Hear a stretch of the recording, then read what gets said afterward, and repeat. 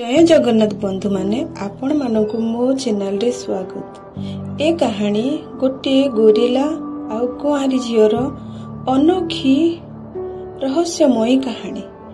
केमिति गर्भवती झील को गाँ लोक जंगल रे छाड़ी दियंती आउ केमिति गोरिला झीर सबु बाहाघर मानक भांगी दउची आउ गोरिला केमिति झील को निज जाल रे फसई गर्भवती कर दिए। कहानीटी शेष जाए देखिए बहुत मजादार और आकर्षणमय अच्छी। मो चैनल रे जदि नुआ थिबे ताहेले सब्सक्राइब करदेवे, कमेंट रे जय जगन्नाथ लिखिदेवे। तो बंधु माने कहानीटी को पूरा भाग शुणिबे, बहुत मजा लगिबो। निघंच जंगल मध्य थिला गोटे छोट गाँ जहा ना इंदुपुर। गाँटी जंगलर सबुजिमा मध्य थिला, कच्चा माटी रे तैयारी। गाँ लोकांक मध्य बुझामणा थिला। चारिपटे गछ बण बुदा कच्चा सड़क रे गाँटी सुंदर भावरे थिला। किंतु गाँ लोक एही बण जंगल को सब बेले डरिकी रहुथिले। तांको मनरे जंगलरू अजीब प्रकारर काल्पनिक डर पशि जाइथिला। किए कहूछि से जंगल भितर भूत प्रेत अछि, किए कहूछि पुरातन मनीषर आत्मा अछि, तो किए कहे जंगलर पशु माने भयानक जे कि मनीष खाइजिवो। एही सब कथा को छोट पिलांक ठारू बुढ़ा जाए डरुथिले। गाँव रे अति बुढ़ा जहा कि हरि काका जे कि आहुरी बढ़े चढ़े कि गाँ लोक मानक मनरे डर पशि देइथिला। जंगल को केही जीवनी, जे जीव फेरिबनी कहिकी बहुत बढ़े चढ़े कि कहूतिला। ता कथा को बुढ़ा लोक बुजुर्ग बोली लोक माने भी मानुथिले और जंगल नारे बहुत डरुथिले। किंतु से गाँ रे गोटे सुंदर झील थिला जहा ना शांति। तार जंगल प्रति बहुत दुर्बलता थिला। जंगल विषय रे जानिबा तार भारी इच्छा। से सबु झील ठारू अलगा थिला। बाकी झील माने घर काम व्यस्त थिला बेले से जंगल को सबु बेले अनेई रहुथिला। पिला बेलरू तार जंगल विषय रे जानिबा आउ प्रश्न पचारिबार अभ्यास थिला। गाँ लोक भी ताको अति जिद्दी आउ अजीब नजर रे देखुथिले, ताको जिद्दी भी कहूथिले। किंतु शांति को गाँ लोकंक कथा को फरक पड़ु नथिला। से खाली जंगलर रहस्य जानिबा पाई बहुत इच्छा प्रकाश करुथिला। सखालर पहिला किरण जंगलर पड़िला बेलकू से जेमिति जंगल आड़क चाहिकी हजि जाउथिला। संध्या समय रे सूरज बुड़िला बेले जेमिति हल्का हल्का शब्द आसुथिला। से शब्द को सुनिबा पाई से जंगल पटकू चाही रहुथिला घंटा घंटा जाए। राति रे अजीब प्रकारर गर्जन आवाज आसुथिला बेले से झरका खोलिकी धाई आसुथिला। ए आवाजटा कौन पशु मानकर ना आउ कौन? तार गोटे सांग थिला, ता ना रीना। सब बेले रीना पाखरे से सांग होउथिला आ ताको कहूथिला जंगल को जेमिति हेले भी मु दिने जीवी। रीना ताको मना करुथिला। पागल हनी, हरि काका कौन कहिछि जानि छ ना?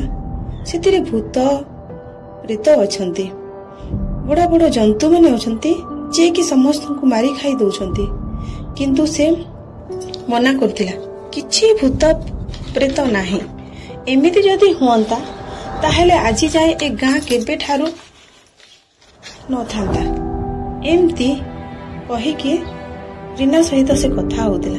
दिने हरि काका गाँ रो लोक माननकु बसई कहिला भूल रे भी जंगल आड़कू केही जीवनी। जे भी जंगल आड़कू जीव से केबे फेरिबनी। आउ जदि जंगल को जे जाइके आसीबो से समय रे ही हमर गाँटा ध्वंस हो जीवो। किंतु बहुत साहस करिकी शांति उठी पड़िला आ कहिला कौन हैला हरि काका, जंगल विषय रे जदि तमे एते जानिछ ताहेले आजि जाए आम गाँ सुरक्षित रे काहे की अछि? हमर गाँ रो तो किछि असुविधा हैनी। तुमे केमिति कहूछ जंगल रे बहुत भयानक जंतु अछि, ता सहित आत्मा अछि।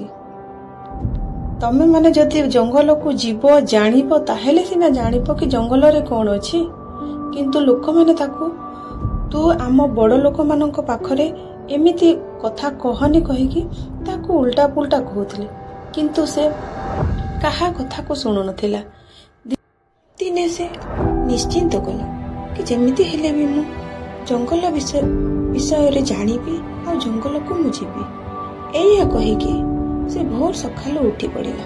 ଉଠି ପଡ଼ିକି ଗୋଟିଏ ଚାଙ୍ଗୁଡ଼ିରେ ପାଣି ବୋଟଲଟେ ଆଉ କିଛି ଖାଇବା ପାଇଁ ରୁଟି ଧରିକି ସେ ଜଙ୍ଗଲ ପଟକୁ ଚାଲିଗଲା। ଧୀରେ ଧୀରେ ଜଙ୍ଗଲକୁ ପଶି ଯାଉଛି। ତ ଜଙ୍ଗଲ ନିଘଞ୍ଚ ଜଙ୍ଗଲ ଭିତରେ ସେ ଯେମିତି ହଜି ଯାଉଛି। ଆଗକୁ ଚାଲିଲା ବେଳକୁ ଆଉ ଅନ୍ଧାରିଆ ଦେଖାଯାଉଛି। ସେ ଆହୁରି ଭିତରକୁ ଯାଇକି ଗଲା ବେଳକୁ ଗୋଟେ ଗନ୍ଧ ଆସୁଛି, ଯୋଉଟାକି ଗିଲା ମାଟିର, ଯୋଉ ମାଟିକି ପଚା ସଡ଼ା ପତ୍ର ପଡ଼ିକି ସେଇଥିରେ ଗୋଟେ ଗନ୍ଧ ଆସୁଥିଲା। ସେମିତି ସେ ଆଗକୁ ଚାଲି ବସିଛି।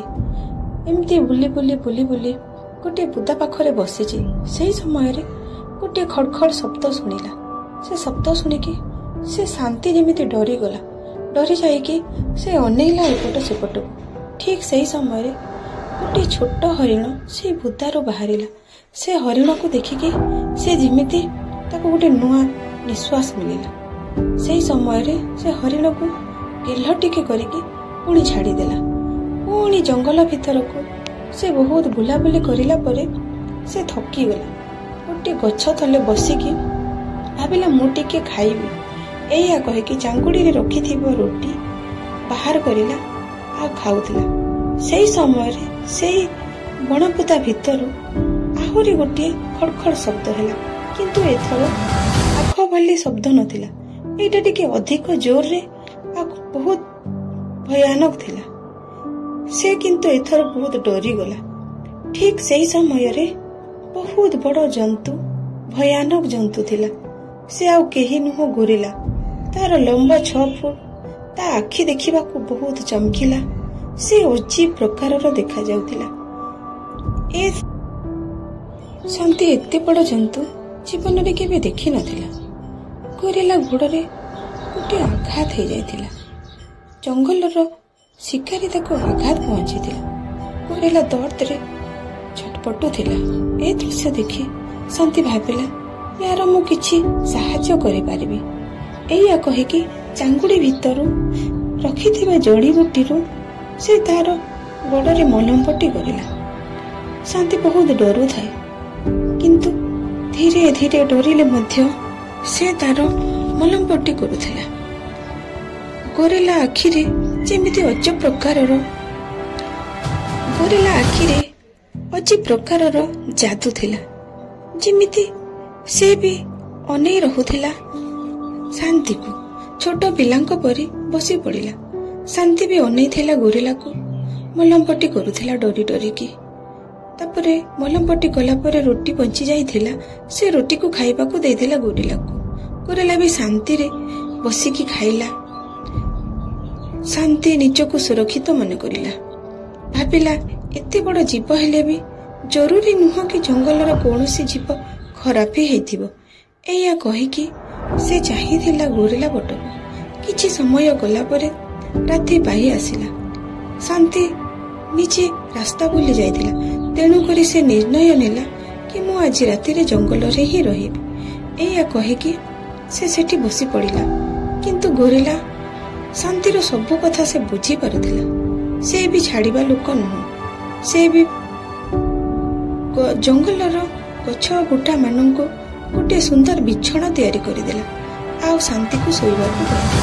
ଶାନ୍ତି ଶୋଇଲା ପରେ ତାକୁ ଗୋଡ଼ ପାଖରେ ବସିକି ସେ ନିଗରାନୀ ରଖୁଥିଲା। ଯେମିତି ସେ କୌଣସି ଜୀବ ଯଦି ଆସିବ ତାହେଲେ କାହାକୁ ଆସିଦେବନି। ସେ ସୁରକ୍ଷିତରେ ରଖିବା ପାଇଁ ଚେଷ୍ଟା କରୁଥିଲା। ଏଇଆ କହିକି ଆରାମରେ ଶୋଇ ପଡ଼ିଲା ଶାନ୍ତି। କିଛି ସମୟ ଗଲା ପରେ ସକାଳ ହେଲା ଯାଏ ଗୋରିଲା ବସିଥିଲା। ଶାନ୍ତି ଯେତେବେଳେ ଉଠିକି ଦେଖିଲା ଏତେ ବଡ଼ ବିଶାଳ ଜନ୍ତୁ ତ କିଛି ବି ଅସୁବିଧା କଲାନି। ତା ସହିତ ସେ ମୋର ନିଗରାନୀ କରିକି ରହିଛି କହିକି ସେ ବି ମନେ ମନେ ବହୁତ ଆନନ୍ଦ ପାଇଲା।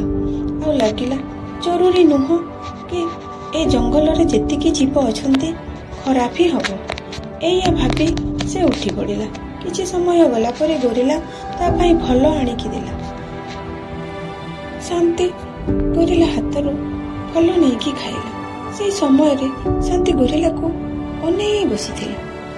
ତା ଆଖିରେ ଯେମିତି ମାସୁମିୟ ଥିଲା। ସେ ଦେଖିବାକୁ ବହୁତ ଭୟାନକ ଥିଲା, କିନ୍ତୁ ସେ ସହଜରେ କାହାକୁ ନୁକସାନ ପହଞ୍ଚିବନି। ଶାନ୍ତି ଭାବିଲା, ଏ ସାମାନ୍ୟ ଜନ୍ତୁ ନୁହଁ, ଏ ଗୋଟିଏ ସମ୍ବେଦନଶୀଳ ଅଟେ। ୟାକୁ ସମସ୍ତେ ଭୟାନକ କହନ୍ତି। ଏଇଆ ଭାବି ଗୋରିଲା ସହିତ ତାର ଗୋଟେ ସୁନ୍ଦର ଦୋସ୍ତି ହେଇଗଲା। ଦି ଜଣଙ୍କ ମଧ୍ୟରେ ସୁନ୍ଦର ବୁଝାମଣା ହେଇଗଲା, ଯେମିତି ଦି ଜଣଙ୍କୁ ବୁଝିବାରେ ଲାଗିଲେ। ଏମିତି ହେଇକି କିଛି ଦିନ ଚାଲିଲା। କିଛି ଦିନ ଗଲା ପରେ ତାଙ୍କ ଦି ଜଣଙ୍କ ଭିତରେ ଗୋଟେ ସୁନ୍ଦର ଦୋସ୍ତିରୁ ପ୍ରେମ ବଦଳି ଯାଇଥିଲା। କିନ୍ତୁ ଯେତେବେଳେ ବହୁତ ଦିନ ହେଲା ପରେ ଶାନ୍ତି ତା ଗାଁକୁ ମନେ ପକେଇଲା, ସେଇ ସମୟରେ ଗୋରିଲାକୁ କହିଲା, ମୋର ଯିବା ସମୟ ଆସିଗଲାଣି, କାହିଁକି ମତେ ଗାଁ ଲୋକ ଆଉ ଘର ଲୋକ ଖୋଜୁଥିବେ। ଏଇଆ ଯେତେବେଳେ କହିଲା, ଗୋରିଲା ଯେମିତି ଶାନ୍ତିକୁ ଅନେଇ ମନ ଦୁଃଖ କଲା, କିନ୍ତୁ ତାକୁ ସେ ଯିବାକୁ ବି ମନା କରିବାକୁ ଚାହୁଁନଥିଲା, ଛାଡ଼ିବାକୁ ବି ତାର ଇଚ୍ଛା ନଥିଲା। କିନ୍ତୁ ଯାହା ବି ହଉ ଏଇଆ କହିକି ସେ ଶାନ୍ତିର ଖୁସିରେ ଖୁସି ହବା ପାଇଁ ନୀରବ ହେଇଗଲା। ଯେତେବେଳେ ସକାଳ ହେଲା, ସେ ସମୟରେ ଶାନ୍ତି ଗାଁ ଆଡ଼କୁ ବାହାରି ପଡ଼ିଲା। ଗୋରିଲା ବି ତା ପଛ ପଛ ଯାଉଥାଏ। ଶାନ୍ତି ବୁଝିପାରୁଥାଏ କି ଗୋରିଲା ମତେ ଛାଡ଼ିବାକୁ ଚାହୁଁନି, କିନ୍ତୁ ଯେତେବେଳେ ଘର କଥା ମନେ ପକାଉଥାଏ ସେ ଆଗକୁ ଯାଉଥାଏ। ଏମିତି କିଛି ଦୂର ପଛେ ପଛେ ଗଲା ପରେ ଗୋରିଲା ବି ଭାବିଲା, ନା ଶାନ୍ତିକୁ ଗାଁକୁ ହିଁ ଯିବାକୁ ପଡ଼ିବ। ଏଇଆ କହିକି ସେ ନୀରବ ହେଇକି ଗୋଟିଏ ଜାଗାରେ ବସି ପଡ଼ିଲା। କିଛି ଦିନ ଗଲା ପରେ ଶାନ୍ତି ଗାଁରେ ପହଞ୍ଚିଲା। ଶାନ୍ତି ଗାଁରେ ପହଞ୍ଚିଲା ପରେ ତାର ଗୋଟେ ଅଜୀବ ପ୍ରକାରର ବ୍ୟବହାର ହେଇଯାଇଥିଲା। ତାର ଚଲଣିରେ ଯେମିତି ସମସ୍ତଙ୍କୁ ଅଲଗା ଲାଗୁଥିଲା। ଗାଁ ଲୋକ ବି ତାକୁ ଦେଖିକି କହୁଥିଲେ, ଶାନ୍ତି ଯେବେଠାରୁ ଜଙ୍ଗଲରୁ ଆସିଛି ତାର ଚାଲିହାଲି ବଦଳି ଯାଇଛି। କାଲି ଜଙ୍ଗଲର ବୁରି ଆତ୍ମା ତାର କିଛି ନୁକସାନ ପହଞ୍ଚିନି କି ତା ଭିତରକୁ ଆତ୍ମା ପଶି ଯାଇନି। ଏଇଆ କହିକି ଗାଁ ଲୋକ କୁହାକୁହି ହଉଥିଲେ। ସେଇ ସମୟରେ ଘର ଲୋକ ବି ଶାନ୍ତିକୁ ବାରମ୍ବାର ପଚାରୁଥିଲେ, ଜଙ୍ଗଲରେ କଣ ହେଇଥିଲା, କେମିତି ତୁ ଜଙ୍ଗଲରେ ଏକୁଟିଆ ରହିଲୁ? କିନ୍ତୁ କାହାରିକୁ କିଛି ଉତ୍ତର ଦେଉନଥିଲା। କିଛି ଦିନ ଗଲା ପରେ ଏପଟେ ଗୋରିଲା ବି ଶାନ୍ତିର ଦୁଃଖରେ ବହୁତ ଦୁଃଖୀ ହେଇଯାଇଥିଲା। ତାକୁ କିଛି ଭଲ ଲାଗୁନଥିଲା। ସେ ସବୁ ଜାଗାରେ ଶାନ୍ତିକୁ ମନେ ପକାଉଥିଲା। ଦିନେ ଭାବି ଶାନ୍ତିର ଗାଁ ଆଡ଼କୁ ଚାଲି ଆସିଲା। ଛୋଟ ଛୁଆମାନେ ଏତେ ବଡ଼ ଜନ୍ତୁକୁ ଦେଖିକି ଗାଁ ପଟକୁ ଧାଇଁ ଆସିଲେ। ଯେତେବେଳେ ଗାଁ ଲୋକ ଜାଣିଲେ ଗୋଟେ ବିଶାଳ ଜନ୍ତୁ ଆସିଯାଇଛି, ସମସ୍ତେ ମାରିବା ପାଇଁ ଧାଇଁ ଆସିଲେ। ସେଇ ସମୟରେ ଶାନ୍ତି ଜାଣିଲା କି ନା, ଏ ଗୋରିଲା ହିଁ ନିଶ୍ଚିନ୍ତ ଭାବରେ ହେଇଥିବ। ଏଇଆ କହିକି ତା ପିତାମାତାକୁ କହିଲା, ସେ ଗୋରିଲା କିଛି କରିବନି, ସେ ଜନ୍ତୁ କେବଳ ବଡ଼, ସେ ସମସ୍ତଙ୍କୁ ବୁଝିପାରେ। ଏଇଆ କହିକି ବହୁତ ବାରଣ କଲା, କିନ୍ତୁ ତା ପିତାମାତା ଜମାର ଶାନ୍ତି କଥା ଶୁଣିଲେନି। ଏଇଟା ବଡ଼ ଲୋକମାନଙ୍କର କଥା, ତୁ ଏଥିରେ ମୁଣ୍ଡ ପୁରାନି। ଏଇଆ କହିକି ତାକୁ ଚୁପ୍ କରେଇ ଦଉଥିଲେ। କିନ୍ତୁ ଶାନ୍ତି ଚୁପ୍ ହେଲା ଝିଅ ନୁହଁ। ସେ ଦୌଡ଼ି ଯାଇକି ତା ସାଙ୍ଗ ପାଖକୁ ଧାଇଁଗଲା। ରିନାକୁ କହିଲା, ସାଙ୍ଗ ସମସ୍ତଙ୍କୁ ମନା କର, ସେ କିଛି କାହାରିକୁ ଅସୁବିଧା ପକେଇବନି, ସେ ବହୁତ ଭଲ ଜନ୍ତୁ। କିନ୍ତୁ ତା କଥାକୁ କେହି ଶୁଣୁନଥିଲେ। ତାର ରିନା ବି ତାକୁ ହସିକି କହିଲା, ତୁ ଗୋଟେ ଜନ୍ତୁ ପାଇଁ ଗାଁ ଲୋକଙ୍କ ସହିତ ବିରୋଧ ହବାକୁ ଚାହୁଁଛୁ? ଏଇଆ କହିକି ତାକୁ ମନା କରିଥିଲା। କିନ୍ତୁ କିଛି ସମୟ ଗଲା ପରେ ସମସ୍ତେ ଗାଁ ଲୋକ ଗୋରିଲାକୁ ଘେରି ଗଲେ। ସେଇ ସମୟରେ ଧାଇଁ ଯାଇକି ଶାନ୍ତି ଗୋରିଲା ପାଖରେ ଛିଡା ହେଇଗଲା। ସମସ୍ତଙ୍କୁ ବୁଝେଇଲା, ଏ ଜୀବ କାହାରିକୁ କିଛି ନୁକସାନ ପହଞ୍ଚେଇବନି। ମୁଁ ଥରେ ଜଙ୍ଗଲକୁ ଯାଇଥିଲି, ତା ଗୋଡରେ ଆଘାତ ପହଞ୍ଚିଥିଲା। ସେଇ ସମୟରେ ମୁଁ ୟାକୁ ଗୋଟେ ମଲମ ପଟି କରିଥିଲି। ଇଏ ମତେ ବୁଝିଥିଲା, ମୋର କିଛି ବି ନୁକସାନ କରିନି। ତେଣୁକରି ଆପଣମାନେ ବି ୟାକୁ ଛାଡ଼ି ଦିଅ, ଏ କାହାରିର କୌଣସି କିଛି ନୁକସାନ ପହଞ୍ଚିବନି। କିନ୍ତୁ କିଛି ଲୋକ ବୁଝିପାରୁଥିଲେ ଶାନ୍ତି କଥା, ଆଉ କିଛି ଲୋକ ରାଗି ଯାଉଥିଲେ। କିନ୍ତୁ କିଛି ଲୋକ ବୁଝିଲେ ବି ହରି କାକା ନିଜକୁ ଜିତେଇବା ପାଇଁ ସମସ୍ତଙ୍କୁ ଇଶାରା କରୁଥିଲା କି ନା, ଏ ଜଙ୍ଗଲର ଗୋଟେ ବଡ଼ ଜନ୍ତୁ, ଇଏ ଗାଁରେ ରହିବନି କି ଗାଁ ଲୋକ ସହିତ ମିଶିବନି। एया कहिकी ता जिद्रे समस्तंकु उस्कौथिला। सेही समयरे गाँ लोक ताकू मारिबा पाई आगे आसिले, किंतु शांति सबू देखिकी गोरेला को कान रे कहिला, गोरेला तुमे एठी रहिबा सुरक्षित नुह, तुमे सांगे सांग पलाओ, नहले एमाने तुमको मारिदेबे।